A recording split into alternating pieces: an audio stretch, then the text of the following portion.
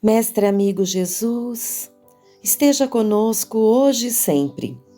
Do Evangelho segundo o Espiritismo, por Allan Kardec, capítulo 27, Pedi e obtereis. Eficácia da prece, item 5. Por isso vos digo, todas as coisas que vós pedirdes orando, crede que as haveis de ter, e que assim vos sucederão. Marcos, capítulo 9, versículo 24. Item 6. Há pessoas que contestam a eficácia da prece, entendendo que, por conhecer Deus as nossas necessidades, é desnecessário expô-las a Ele. Acrescentam ainda que, tudo se encadeando no universo através de leis eternas, nossos votos não podem modificar os desígnios de Deus. Há leis naturais e imutáveis, sem dúvida, que Deus não pode anular segundo os caprichos de cada um.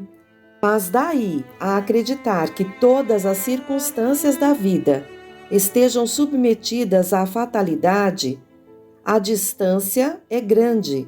Se assim fosse, o homem seria apenas um instrumento passivo, sem livre-arbítrio e sem iniciativa.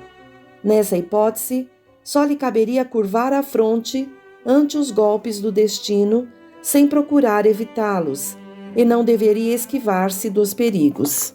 Deus não lhe deu o entendimento e a inteligência para que não os utilizasse, a vontade para não querer, a atividade para cair na inação.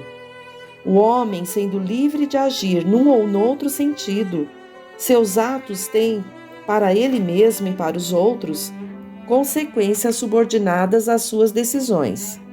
Em virtude da sua iniciativa, há, portanto, acontecimentos que escapam forçosamente à fatalidade e que nem por isso destroem a harmonia das leis universais, da mesma maneira que o avanço ou o atraso dos ponteiros de um relógio não destrói a lei do movimento, o que regula o mecanismo do aparelho. Deus pode, pois, atender a certos pedidos sem derrogar a imutabilidade das leis que regem o conjunto, dependendo sempre o atendimento da sua vontade. Item 7.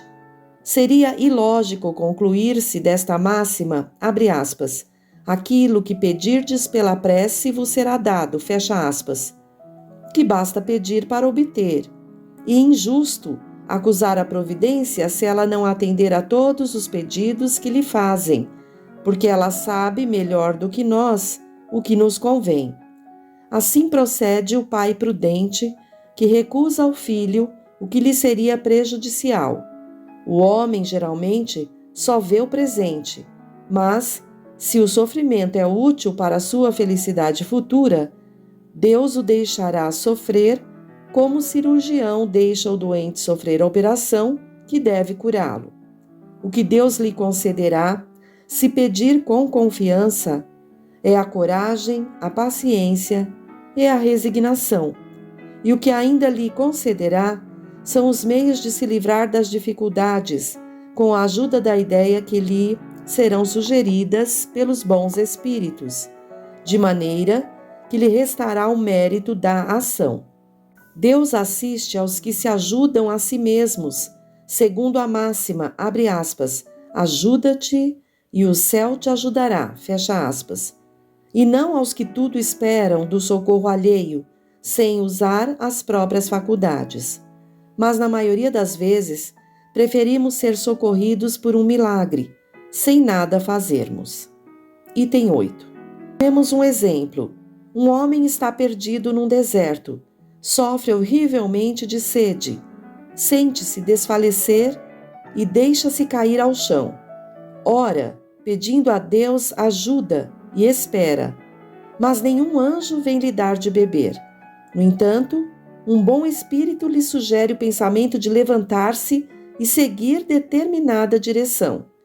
Então, por um impulso instintivo, reúne suas forças, levanta-se e avança ao acaso. Chegando a uma elevação do terreno, descobre ao longe um regato e, com isso, a coragem. Se tiver fé, exclamará, abre aspas, graças, meu Deus, pelo pensamento que me inspiraste e pela força que me deste, fecha aspas. Se não tiver fé, dirá, abre aspas, que boa ideia tive eu. Que sorte eu tive de tomar o caminho da direita e não o da esquerda. O acaso, algumas vezes, nos ajuda de fato. Quanto me felicito pela minha coragem e por não me haver deixado abater. Fecha aspas. Mas perguntarão, por que o bom espírito não lhe disse claramente, abre aspas, siga este caminho e no fim encontrarás o que necessitas? Fecha aspas. Por que não se mostrou a ele para guiá-lo e sustentá-lo no seu abatimento? Dessa maneira, o teria convencido da intervenção da providência. Primeiramente, para lhe ensinar que é necessário ajudar-se a si mesmo e usar as próprias forças. Depois, porque pela incerteza, Deus põe à prova a confiança e a submissão à sua vontade. Esse homem estava na situação da criança que, ao cair, vendo alguém, põe-se a gritar e espera que a levantem. Mas se não vê ninguém, esforça-se e levanta-se sozinha. Se o anjo que acompanhou a Tobias lhe houvesse dito, abre aspas, fui enviado por Deus para te guiar na viagem e te preservar de todo perigo, fecha aspas, Tobias não teria nenhum mérito. Foi por isso que o anjo só se deu a conhecer na volta. Amigos, que possamos refletir nessas primeiras palavras desse trecho do Evangelho e possamos olhar para dentro de nós e nos reconhecer filhos de Deus.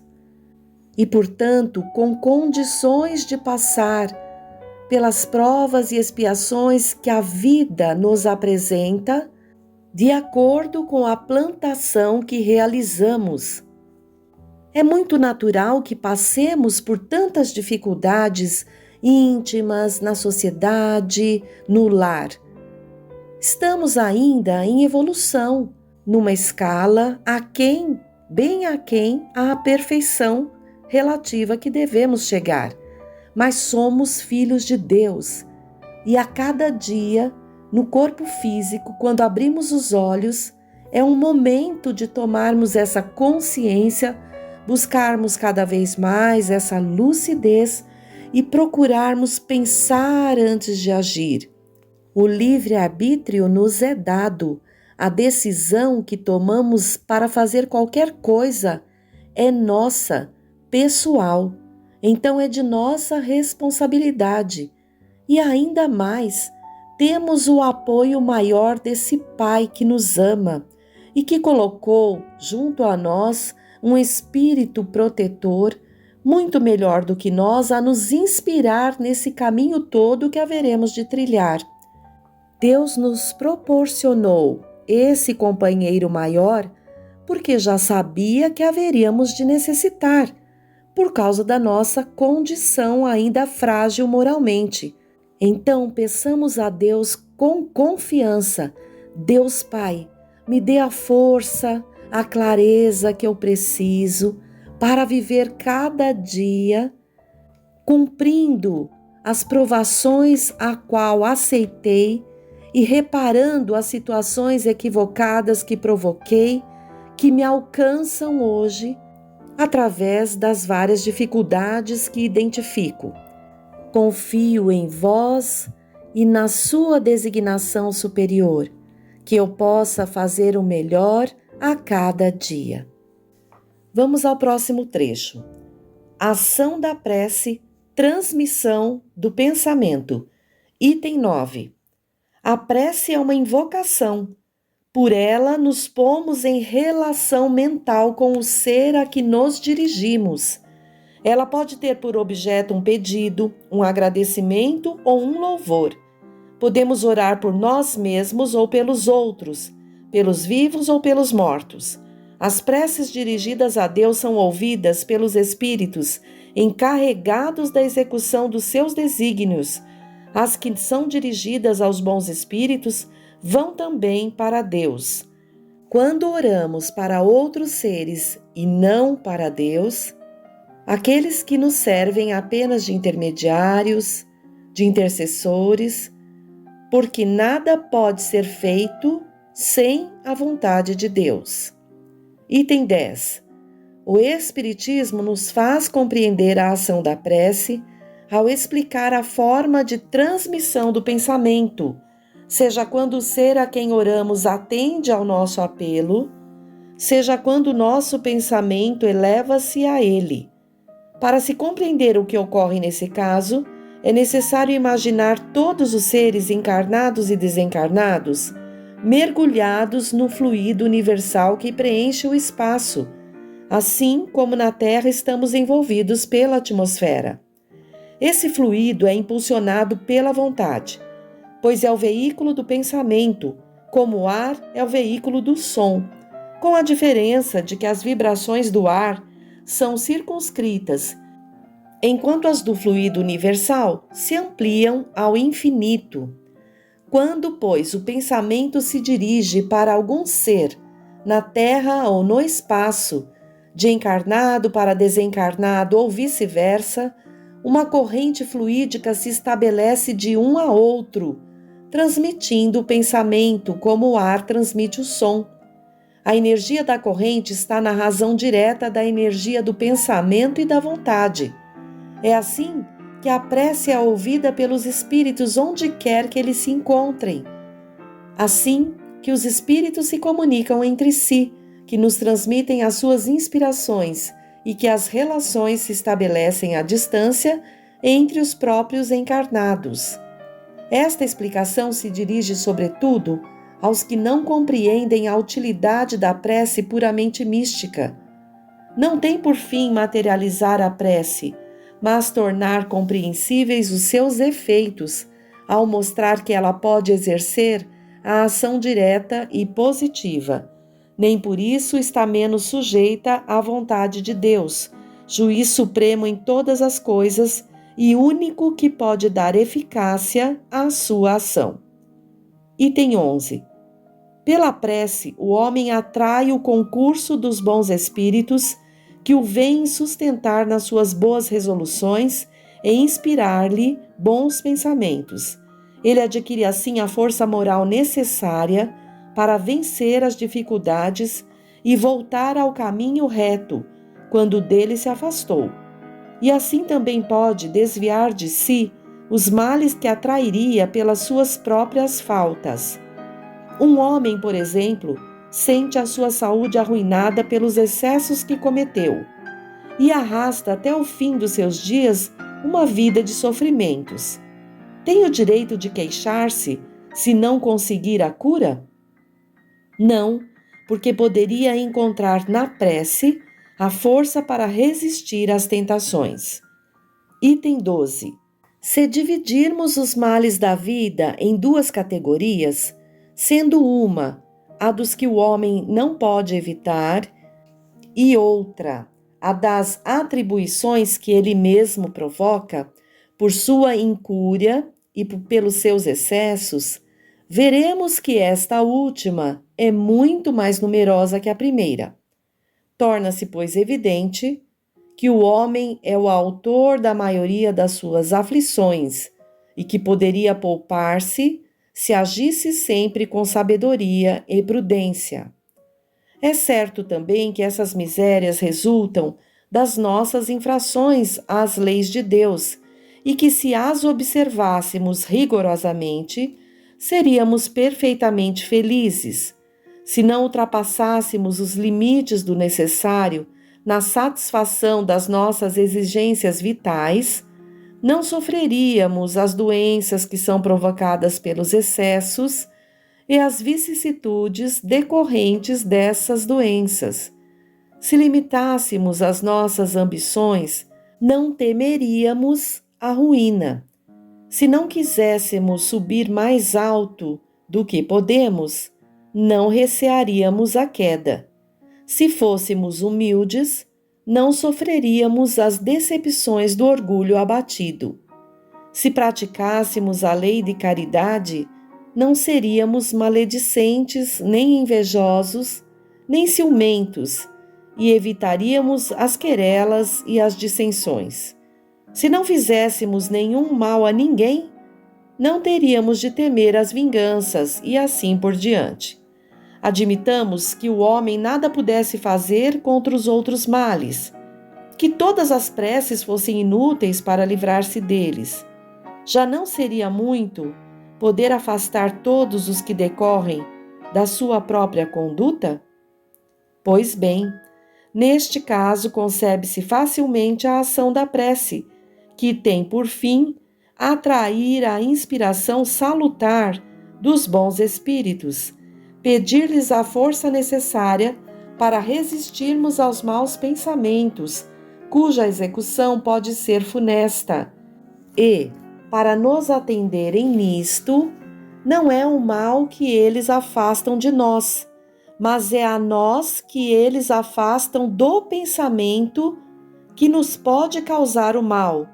Não embaraçam em nada os desígnios de Deus, nem suspendem o curso das leis naturais, mas é a nós que impedem de infringirmos as leis ao orientarem o nosso livre-arbítrio, mas o fazem sem o percebermos, de maneira oculta, para não prejudicarem a nossa vontade. O homem se encontra então na posição de quem solicita bons conselhos e os segue, mas conservando a liberdade de segui-los ou não. Deus quer que assim seja, para que ele tenha a responsabilidade dos seus atos e para lhe deixar o mérito da escolha entre o bem e o mal.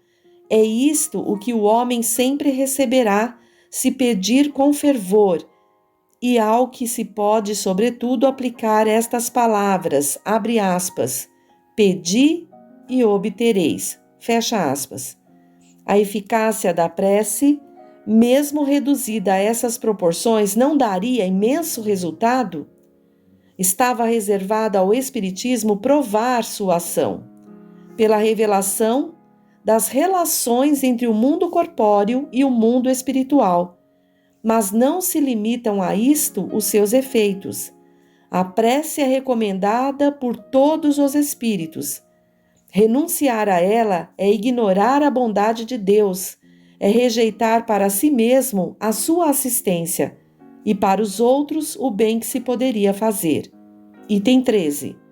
Ao atender o pedido que lhe é dirigido, Deus tem frequentemente em vista recompensar a intenção, o devotamento e a fé daquele que ora. Eis porque a prece do homem de bem tem mais merecimento aos olhos de Deus e sempre maior eficácia, porque o homem vicioso e mau não pode orar com o fervor e confiança que só o sentimento da verdadeira piedade pode dar.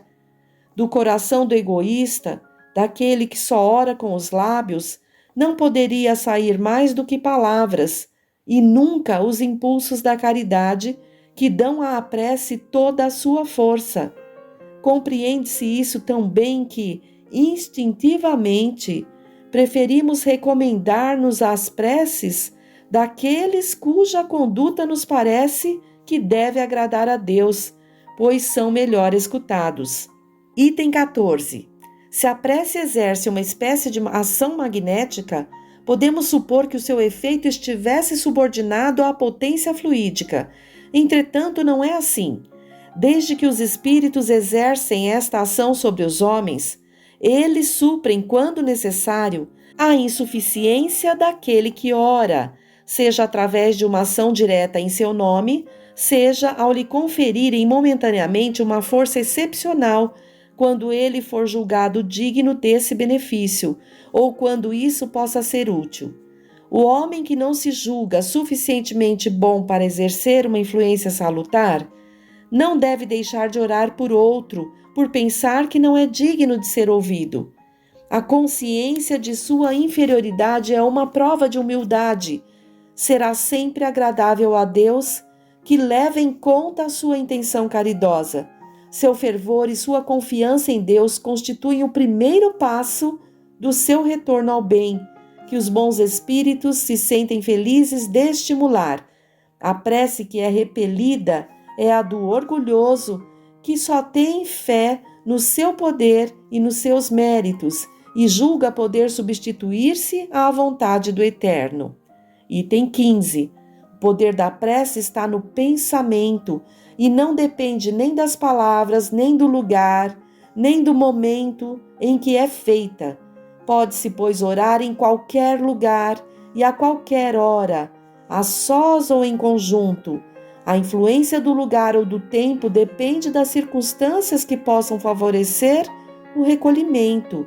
A prece em comum tem ação mais poderosa. Quando todos os que a fazem se associam de coração num mesmo pensamento e têm a mesma finalidade, porque então é como se muitos clamassem juntos e em uníssono. Mas que importaria estarem juntos em grande número se cada qual agisse isoladamente por sua própria conta? 100 pessoas reunidas podem orar como egoístas, enquanto 2 ou 3, ligadas por uma aspiração comum, orarão como verdadeiros irmãos em Deus, e sua prece terá mais força do que a daquelas 100.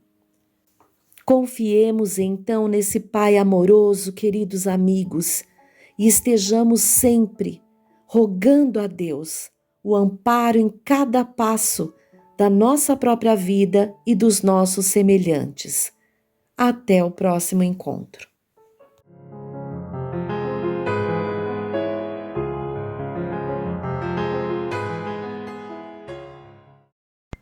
Boas tardes, boas noites. Continuando a nossa reflexão sobre a natureza do pensamento, como há muitas semanas, no nosso último encontro, tentamos conceituar o que era onda, basicamente exemplificando através do som e através da luz. Então vamos continuar isso para que a gente possa ler o que André Luiz colocou no livro e acrescentar mais algumas ideias. Pois bem, então onda é um transporte de energia, não há transporte de massa. Ela, usando o nosso exemplo aqui, foi o som bem próximo, né? Que é algo que convivemos com o som e logo convivemos com uma onda, que se interage conosco o tempo todo. Cada fonte de ruído provoca uma onda, portanto, vivemos mergulhados num oceano de ar que impõe sobre os nossos ouvidos uma série de sons, tanto quanto emitimos esses sons. Porque nós falamos e ouvimos. Essa onda, ela tem toda uma conceituação, é uma onda longitudinal, mecânica e tridimensional. É mecânica porque ela só viaja em meios materiais, por exemplo, o ar, a água ou os sólidos. Ela é longitudinal porque o movimento das partículas que ela provoca é no mesmo sentido de propagação do sinal, do som, como uma fila de dominós. Os dominós oscilam no mesmo sentido de viagem da energia. E ela é tridimensional. Por que é tridimensional? Porque ela se propaga no volume, para frente, para cima e para os lados. Tridimensional, como o cantinho de uma parede, de um quarto, né? Então, o som é uma onda mecânica, longitudinal e tridimensional. Temos um outro exemplo de onda também que convive conosco, porém não somos geradores dessa onda, né? Que é a luz. A luz que nos chega naturalmente ela provém de fontes primárias ou fontes secundárias. As fontes primárias são os objetos que estão, por exemplo, é o Sol. Vamos ficar no Sol, que está de bom tamanho, literalmente, né? O Sol emite luz, que é uma onda eletromagnética, é diferente do som, que é mecânica. Ela é eletromagnética. O que significa isso? Que a sua natureza é formada na variação das posições dos elétrons em um átomo. Ela parte internamente dos átomos que compõem o Sol. É uma onda, portanto, eletromagnética que viaja, inclusive no vácuo, diferentemente do som. O som não viaja no vácuo. A onda eletromagnética, ela viaja no vácuo e nos objetos materiais, sólido, líquido, gasoso. Mas a luz atravessa uma pedra? A luz não, mas tem algumas ondas eletromagnéticas que atravessam. Porque existem vários tipos de onda eletromagnética. Ela é um espectro, né? Ela é um leque. Voltemos à luz. A luz é uma onda unidirecional. Se olharmos um único raio, apesar da sua existência apenas como modelo, o som se propaga em todas as direções. A luz é unidirecional, porém o feixe de luz, ele é espacial, ele pode viajar no espaço. É uma onda transversal, diferente do som, que é longitudinal. Então, o que é uma onda transversal? É o modelo da bola no meio da piscina. Você provoca uma onda, ela atinge a bola sobe e desce, mas a onda vai para frente. Ou seja, o movimento do meio é perpendicular ao sentido da viagem da energia. Ok? É o que nos interessa aqui para a gente poder comparar. Mas ainda vamos continuar com o som, porque o som ele é muito mais palpável, até literalmente. Vamos agora voltar ao André Luiz, para que a gente vá redirecionando as nossas conversas. Então, do livro Mecanismos da Mediunidade, já lemos alguns trechinhos, vamos repetir. Onda hertziana. O que é a onda hertziana? É uma onda com o formato daquela onda da piscina, né? É aquela minhoquinha lá. Isso é uma onda de Hertz. Tá? Hertz foi quem estudou,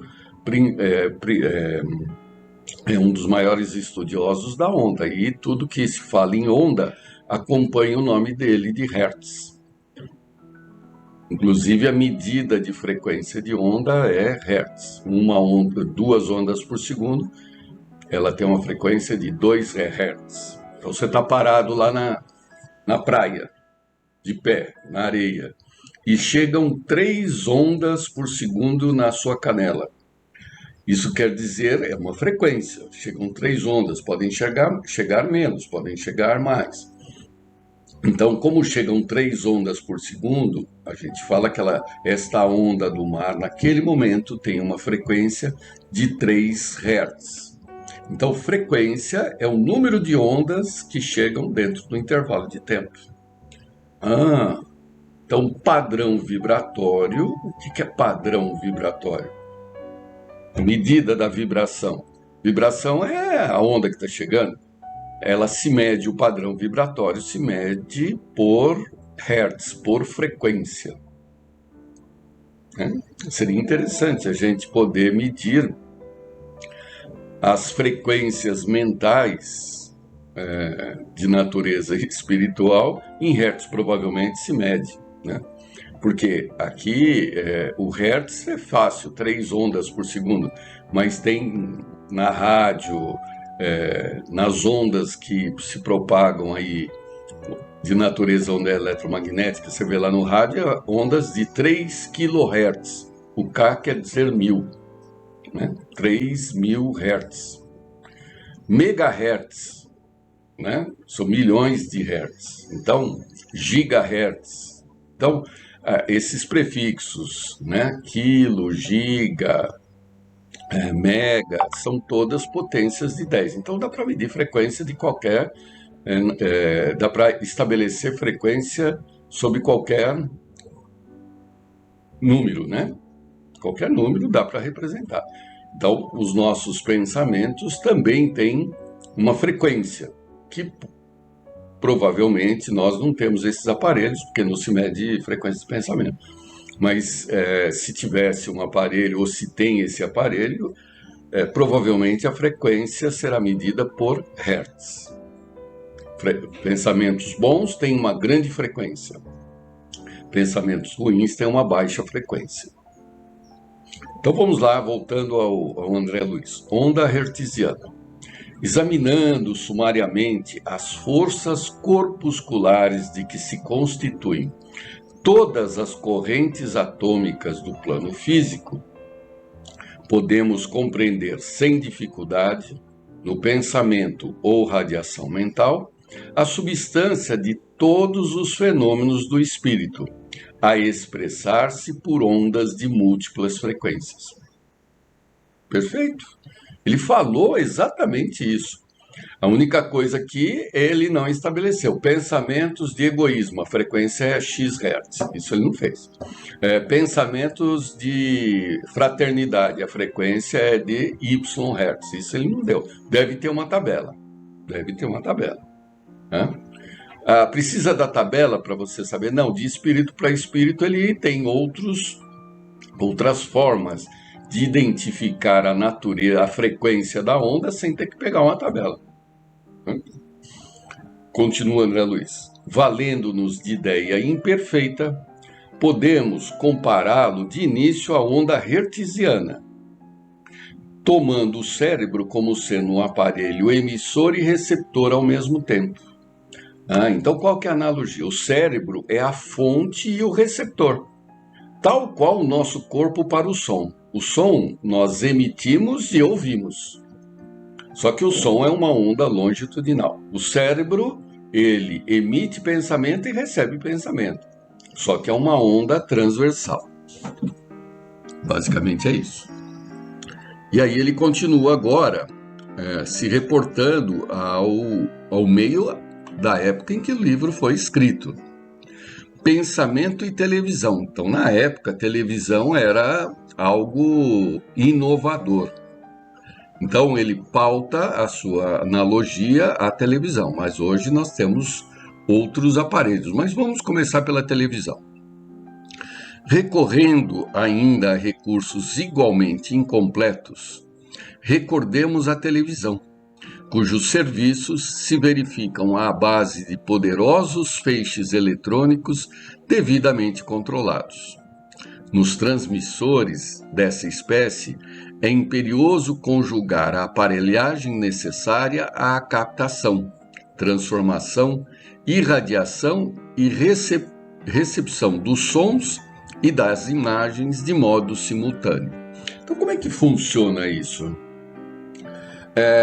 Tem lá a estação que tem uma antena, antena enorme, tá? Essa antena, ela se faz vibrar através dos aparelhos que estão na sua base, faz com que aquela antena, ela capte ondas que já existem na natureza.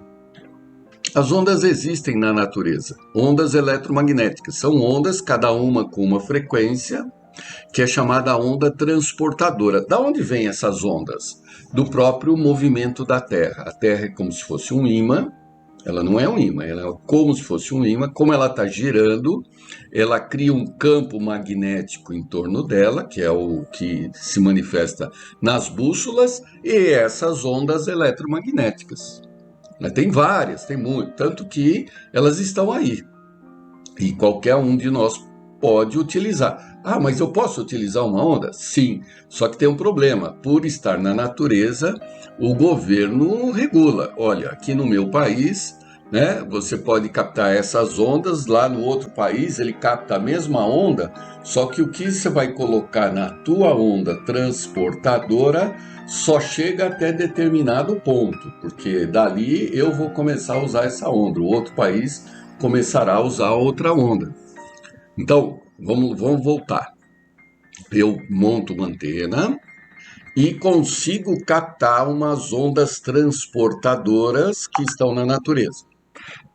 Aí, dentro daquela onda transportadora, eu coloco um sinal, uma outra onda, dentro daquela ondinha lá, que é a onda transportada, que é o sinal que eu estou enviando. É como se eu estivesse me valendo daquela onda como um barco, né? Um barco. Muito bem. Aí você compra o rádio, compra a televisão, que também tem uma antena que vai captar aquela onda transportadora, né? O canal 13, canal 4, né? Então a emissora está usando uma onda transportadora, pôs um sinal, você tem um aparelho que capta a mesma onda transportadora e consegue captar, além da onda transportadora, o conteúdo dela e jogar para o seu aparelho, que reconverte aquilo tudo em som e imagem. Tranquilo? Muito bem. Tem que haver toda uma combinação entre, primeiro, captar a mesma onda transportadora, por isso que você usa o dial lá para localizar qual é a onda que você quer.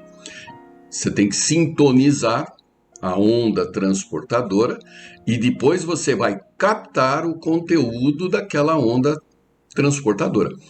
Antigamente, logo que surgiu a televisão, a emissora funcionava até uma determinada hora, 1 hora da manhã, 2 horas da manhã. 2 horas da manhã ela não colocava mais nada naquela onda transportadora. Não colocava, ela fechava as portas, ia todo mundo dormir, mas a onda transportadora está lá. Aí você mexe na tua televisão e não tem sinal nenhum. Tem lá só uma telinha, né? Que não tá a única informação que tem é aquela imagem congelada lá, que é o que está sendo transportado. Estamos falando de televisão, mas vale para rádio, vale para celular, né? Vale para todos esses aparelhos que captam ondas eletromagnéticas que estão na natureza. Certo? Vamos continuar. De igual maneira, até certo ponto, o pensamento a formular-se em ondas age de cérebro a cérebro, quanto a corrente de elétrons de transmissor a receptor em televisão. Né? Então, a diferença aqui é que não existem ondas transportadoras da natureza. Ok? Você gera a onda transportadora que encontra alguém com uma onda transportadora semelhante. Né? Diferente da Terra, que já tem várias, múltiplas, né? Não vou nem falar em infinitas, porque aí já é exagero. Não desconhecemos que todo espírito é fulcro gerador de vida onde se encontra. E toda espécie de vida começa no impulso mental. Vamos repetir esse parágrafo. Não desconhecemos que todo espírito é fulcro gerador de vida onde se encontra. Nós somos geradores de vida. Vida no sentido de transformação. Transformação do quê? Do meio que nos envolve. Nós, pelo fato de existirmos, transformamos a nossa volta e somos transformados por esta mesma volta. Eu influencio o meio e o meio me influencia. E continua André Luiz. E toda espécie de vida começa no impulso mental. Aqui, vida não é vida biológica. Não é vida biológica. É desde um princípio espiritual até o arcanjo. porque são formas de vida, não é a vida biológica, não, né? Então, todo princípio espiritual, ele influencia o meio e ele é influenciado pelo meio. Ele é influenciado pelo meio para apreender, conhecer, e ele influencia numa transformação, né? Numa utilização desse meio. E tudo é através do impulso mental de natureza ondulatória.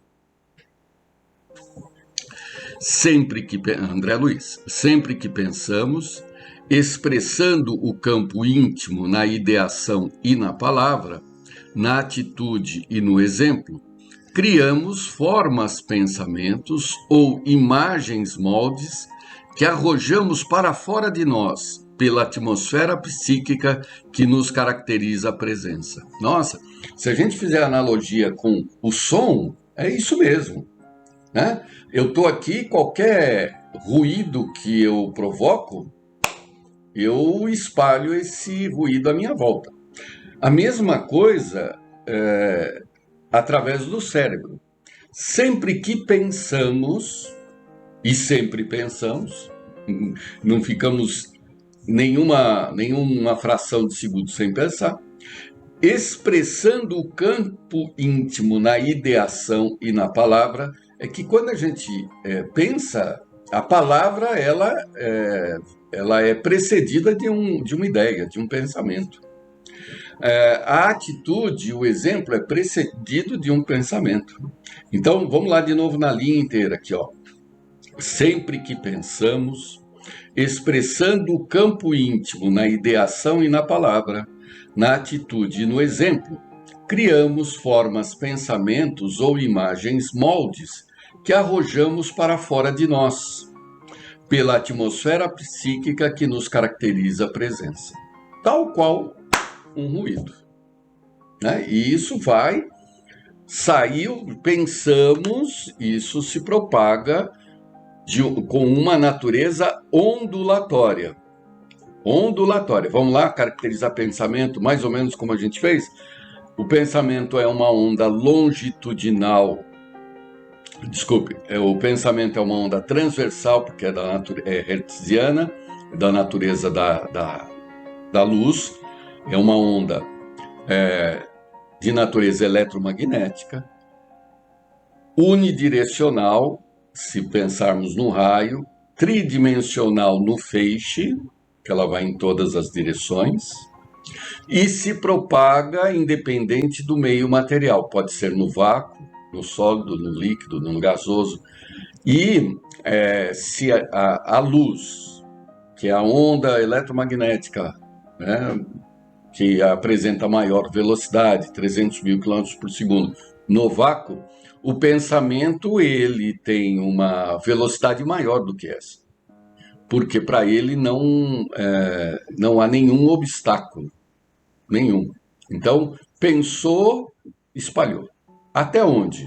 Até os confins do universo.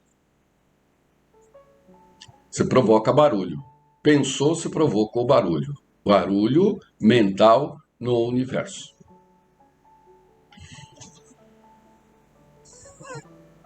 Agora continua André Luiz.